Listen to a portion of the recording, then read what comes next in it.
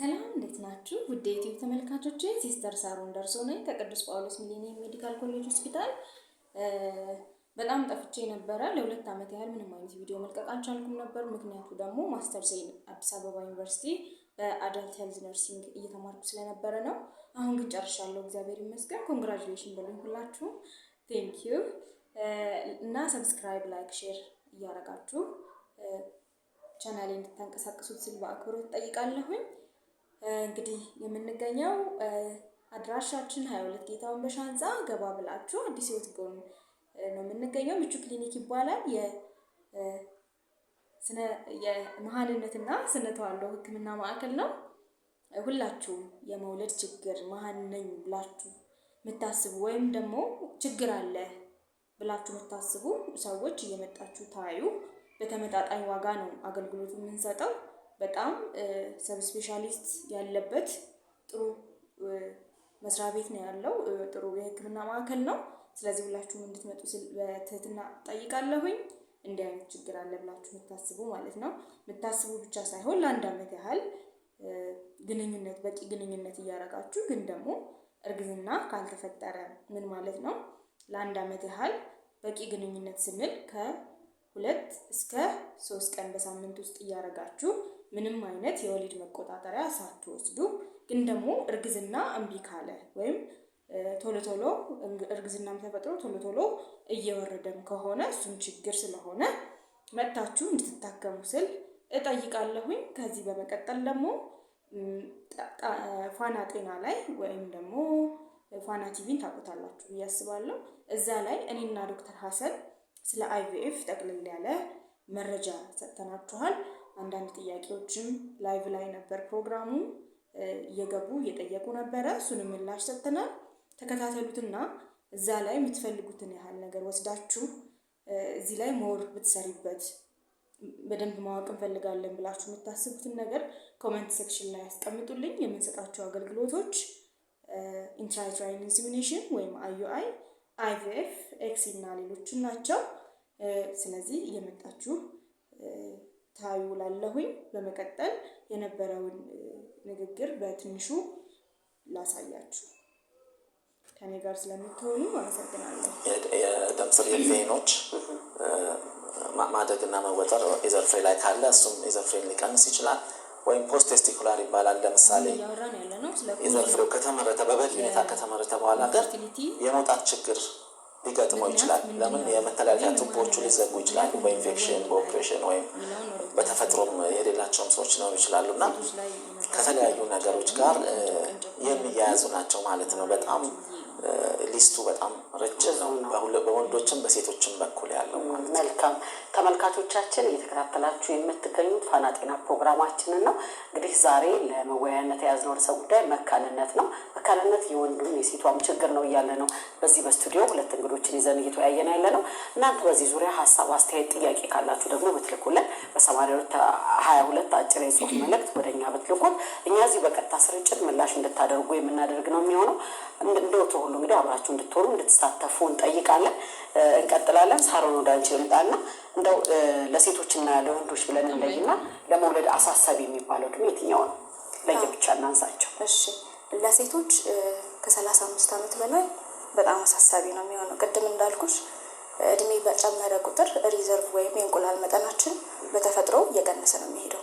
ከ35 ዓመት በላይ ደግሞ ሲሆን በደንብ ነው የሚቀንሰው፣ ድንገት ነው የሚቀንሰው። ስለዚህ ከ35 ዓመት በላይ በጣም አሳሳቢ ስለሆነ ከ20 እስከ 30 ዓመት ባለው እድሜ ውስጥ ቢወልዱ እንመክራለን ማለት ነው። ወደ ወንዶቹ ጋር ስንመጣ እስኪ ዶክተር ሀሰን ይበል ሪፈር እያደረግሽ ነው ሁሉ ልክ ናት። የወንዶችም የሴቶችም እድሜ የዘር ፍሬ መቀነስን የማምጣት አንድ ምክንያት ሊሆን ይችላል። የሴቶቹን ገልጸዋለች፣ ከ35 ሲያልፍ ነው። የወንዶቹ ደግሞ ብዙ ጊዜ ከ40 በላይ ሲሆን፣ በደንብ ደግሞ መቀነስ የሚጀምረው ከ45 ዓመት ሲያልፉና ከ50 ዓመት በላይ ሲሆኑ የወንዶችም የዘር ፍሬ ኳሊቲው መቀነስ ይጀምራል። በተለይ ከ50 ዓመት በላይ ሲሆኑ ወንዶች ኳሊቲው መቀነስ ይጀምራል። የስፐርም ፓራሜትሮቹ፣ እንቅስቃሴዎቹ፣ የስፐርሙ ቁጥራቸው ምናምን ከዛ በፊት እንደነበረው አይሆንም። የቴስቴስትሮን መጠንም እየቀነሰ የሆርሞን መጠኑም እየቀነሰ ስለሚሄድ የስፐርም ኳሊቲ የዘር ፍሬው ኳሊቲ እና ብዛት እየቀነሰ ይመጣል ማለት ነው። እኛ እየሰማን የኖርነው ነገር ምንድን ነው? ለሴት ነው እንጂ ማሰብ ወንድ በፈለገው እድሜ ክልል መውለድ ይችላል እየተባልን ነው እየተነገርን ያደግነው እና ለዛ ነው ይህንን ሀሳብ ያነሳሁት። አዎ ልክ ነሽ። ይሄ እየቀነሰ ይመጣል ነው። አሁንም መውለድ ይችላሉ ከዛም በላይ ሆነው፣ ነገር ግን ከዛ በኋላ ለምሳሌ የሴቶች እድሜ ከ35 በላይ ሲሆን ቶሎ ምርመራ ማድረግ እንዳለባቸው ሁሉ ከ35 ዓመት በላይ የሆኑ ሴቶች በቂ እንቁላል ሪዘርቭ የሚኖራቸው ሊኖሩ ይችላሉ። የወንዶችም ከዛ በላይ ከ50 ዓመት በላይ ሆነው በቂ የዘር ፍሬ ሊኖራቸው ይችላል። ግን በአብዛኞቹ ላይ መቀነስ የሚጀምርበት ሰዓት ስለሆነ በጣም ጥንቃቄ ማድረግና ምርመራዎችን ማድረግ ያስፈልጋል። ሌላው ከዚህ አድቫንስድ ኤጅ ላይ ወይም እድሜ እየጨመረ ሲሄድ በሴቶችም በወንዶችም በኩል ቁጥሩ ብቻ አይደለም የሚቀንሰው፣ የዘር ፍሬዎቹ የእንቁላልም የስፐርምም ኳሊቲ ይቀንሳል። ያ ኳሊቲ እየቀነሰ በሄደ ቁጥር ደግሞ የልጆች ጤና ላይ የሚታዩ ችግሮች ሊኖሩ ይችላል። ስለዚህ እዚህ ጋር የምናየው ዶክተር ሀሰንም እንዳለው የትኛው ጆርናሊስት ዘቢባ የጠየቀችው የትኛው እድሜ ነው ጥሩ እድሜ የሚባለው ለመውለድ ነው ያለችው። ስለዚህ ከ20 እስከ 30 ለሴቶች ስንል ለወንዶች ደግሞ ከ40 እስከ 45 ያለው ከዛ በኋላ አሳሳቢ ደረጃ ስለሚሆን ማለት ነው እየቀነሰ ጥራቱ እድሜ በጨመረ ቁጥር የዘር ኳሊቲ ወይም ጥራቱ እየቀነሰ ነው የሚሄደው በወንድም በሴትም። ለሴት ከ35 በላይ ዴንጀር ነው፣ ለወንድ ደግሞ ከ45 በላይ አስቸጋሪ ነው ማለት ነው። እሱን ነው አሁን ስናይ የነበረው ስላሉና በእርግጥ ወንዶች ከዛ ከ50 ዓመት በላይም በበቂ ሁኔታ ሊወልዱ ይችላሉ። ግን ኳሊቲው ግን እየቀነሰ የሄደበት ጊዜ ይሆናል። እስኪ ከአንድ ባለ ታሪክ ጋር ቆይታ አድርገናል። እሱን ተከታትለን ተመልሰን እንመጣለን። ተመልካቾቻችን ፋና ጤና እየተከታተላችሁ የምትገኙት አንድ መሰናዶ አለን። እሱን መሰናዶ ተከታትለን ተመልሰን እንመጣለን። 8222 አሁንም የእናንተ ነው እና አቅፎ መሳም እንዲችሉ እኛ ህይወት እንዲኖራቸው እመኛለሁ። ባለታሪካችን የነበረችው ለ8 ዓመት ያህል እርግዝና እምቢ ብሏት እኛ ጋር መጣ አይቪኤፍ ተሰርቶላት በመጀመሪያው ሙከራ የተሳካላት እህታችን ነች። እሱ ነበር ታሪኩ። ለ8 ዓመት ያህል ግን መውለድ አቅቷት ነበር። ግልጽ እንዲሆንልኝ የምፈልገው ነገር ምንድን ነው፣ ሁለታችንም ላይ ስንመረመር ኬዙ አልታወቀም እና እንደዚህም አለ ነው ያለችንና እንደዚህ አይነት ነገር ይከሰታል። ቀደም ሲል ከጠቀስናቸው ምክንያቶች ውጪ ምክንያቱም የማይታወቅ እዛ ላይ ጥቂት ነገር እንመለስ። ሊከሰት ይችላል። አንኤክስፕሌንድ ኢንፈርቲሊቲ ይባላል፣ ወይም ምክንያቱ ያልታወቀ የመካንነት ችግር ይባላል። የሁለቱም ምርመራዎች የተለያዩ ምርመራዎች ይደረጋሉ። የሆርሞን ምርመራዎች፣ ማህፀን ቱቦ ክፍት ነው አይደለም የሚለው ቼክ ይደረጋል። ማህፀኗ ጥሩ ሁኔታ ላይ ነው፣ የእሱም የዘር ፈሳሽ ጥሩ ነው። ስለዚህ ምክንያቱ ምን እንደሆነ አይታወቅም። ግን ረጅም ዓመት እርግዝና እምቢ ብሏቸው ሊቸገሩ የሚችሉ ሰዎች አሉ። ስለዚህ እነዚህ ምክንያቱ ያልታወቀ ይባልና መጀመሪያ ለዚህ ሕክምና የሚሆነው ኢንትራዩተራይን ኢንሰሚኔሽን የሚባለው ሕክምና ነው። ምክንያቱም እኛ የምናደርጋቸው ምርመራዎች ሁሉንም ችግሮች ላይፈቱ ይችላሉ፣ ላይደርሱበት ይችላሉ። አንዳንዶቹ ነገሮች የምርመራ የሌላቸው አይነት ስለሆኑ ማለት ነው። ስለዚህ ኢንትራዩተራይን ኢንሰሚኔሽን የሚባለውን ወይም IUI የሚባለውን ሕክምና እናደርግላቸዋለን። ያንን ካደረግን እሱም ካልተሳካ ወደ IVF ወደሚባለው ወይም የቪትሮ ፈርቲላይዜሽን ሕክምናቸው ሊሄድ ይችላል ማለት ነው። ሕክምናው ላይ የምንሄድ ነው የሚሆነው። ይህኛውን ጥያቄ ያነሳሁት አንዳንዴ ያንቺ ነው ችግሩ ያንተ ነው ችግሩ እየተባባለ ቤት ውስጥ መገፋፋት ይኖራል። ስለዚህ የሁለቱም ችግርም ሳይታወቅ የማንም መሆኑም ሳይታወቅ እነዚህ ነገሮች ሊከሰቱ ስለሚችል ሁለቱም ኃላፊነት ወስደው ነው ወደ ምርመራ ቦታ መምጣት ያለባቸው። ያንተ ነው ያንቺ ነሽ መባል ብዙ ስለምናያ አካባቢያችን ቅርብ ነን። ለዚህ ነው ልክ ነው። ችግሩ የሁለቱም ላይሆን ይችላል። አንዳንዴ ደግሞ ከሁለቱም በኩል ሊሆንም ይችላል እና የወንዱ ነው ወይም የሴት ነው የሚለው ነገር አይደለም። ዋናው ነገር ከሁለቱም ሊሆን ይችላል። የወንድ ብቻ ሊሆን ይችላል፣ የሴት ብቻ ወይም የጋራ ሊሆን ይችላል፣ ወይም የሁለቱንም ያልደረስንበትም ችግር ሊሆን ይችላል። ሳሮን እንደው የወሊድ መከላከያ ብለን የምንወስዳቸው መድኃኒቶች መካን ሊያደርጉን ይችላሉ? አይችሉም። እስካሁን ባለው መረጃ ቀጥታ እነሱ ለእንትን ምክንያት ለኢንፈርቲሊቲ ወይም ለመሃንነት ችግር ምክንያት ሊሆኑ አይችሉም። እንዳልኩሽ የተለያዩ ኬዞች አሉ ቅድም የነገርኩሽ። ምናልባት እነሱ ምክንያት ሊሆን ይችላል ወይም ደግሞ እንደተባለው አንኤክስፕሌንድም አለ። አንኤክስፕሌንድ ኢንፈርቲሊቲ የተባለው ማለት ሁለቱም ጋር ሰላም ሆኖ ግን ምንም ሳይታወቅ ሲቀር። እሱ ብቻ አይደለም፣ ሰከንዳሪ ኢንፈርቲሊቲም አለ አብሮ ተያይዘው ማለት ወልደዋል ሁለቱም ግን አፍተር የሆነ አመት በኋላ ግን መውለድ ሊላቸው ይችላል። ያኔም በደንብ አሁን እዚህ ጋር የሚሰጠው ሁለቱም መጥተው መታየት ይኖርባቸዋል። ሁሌም አሁን የሚያሳስበኝ እንደ ነርስም ማየው ነገር የሴቷ ችግር ተደርጎ ይወሰዳል።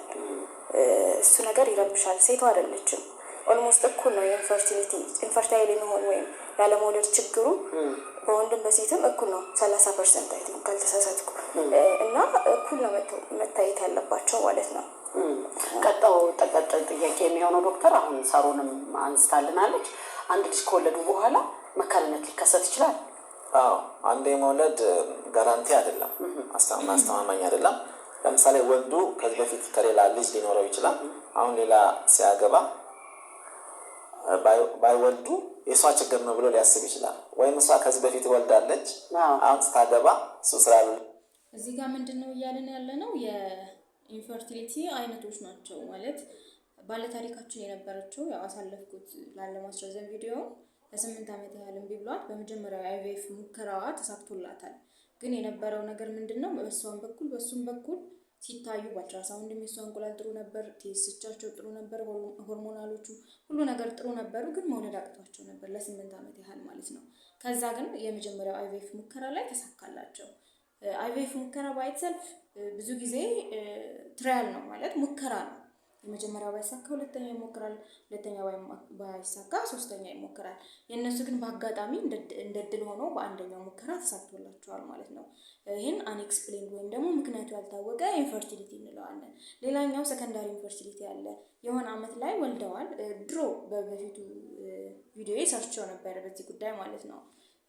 የሆነ ሰዓት ላይ ወልደዋል። ከዛ በኋላ ግን እምቢ ሊላቸው ይችላል። ለምን? እንቁላል ሊያልቅ ይችላል፣ የተለያዩ ምክንያት ወይ ደግሞ በኢንፌክሽን ምክንያት ትቦ ሊዘጋ ይችላል። በተለያየ ምክንያት ሁለተኛ ላይ እምቢ ሊላቸው ይችላል መውለድ ማለት ነው። ያን ሰከንዳሪ ኢንፈርቲሊቲ እንለዋለን። የመጀመሪያ ፕራይመሪ ኢንፈርቲሊቲ የምንለው ደግሞ እንትን ነው አጠቃላይ አነብልቱ ኮንሲቭ ወይም ደግሞ ጭራሽ ማርገዝ አለመቻል ነው ማለት ነው። ለእነዚህ እንግዲህ ማኔጅመንት አላቸው ወይም ደግሞ መፍትሄ አላቸው። እነማን ናቸው? ከናቹራል ሳይክል ጀምሮ ለእሷ መድኃኒት ተሰጥተው ለባለቤቷ ደግሞ የባለቤቷ ስፐርም ደግሞ ላብራቶሪ ላይ አሪፍ የሆኑ ታይተው ወደ እሷ ማህፀን መመለስ አዩአይ የምንለው አለ።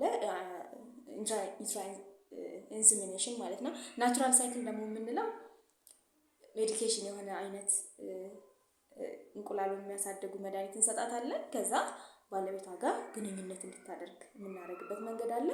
እንደየአመቱ የሚወሰን ይሆናል። እንደየአመቱ ማለት በጣም ረዥም አመት ኢንፈርታይል የሆኑ ሰዎች ወይም መውለድ ያልቻሉ ሰዎች ቀጥታ መጥተው አይቪኤፍ ቢያሰሩ ሪከመንድ እናደርጋለን ማለት ነው።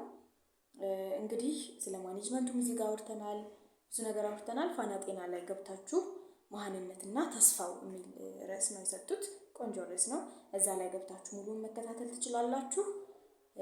ሌላ ጥያቄ፣ ሀሳብ፣ አስተያየት ካላችሁ ደግሞ ብትጽፉልኝ በኮሜንት ሴክሽን ላይ ብታስቀምጡልኝ ማውራት እንችላለን።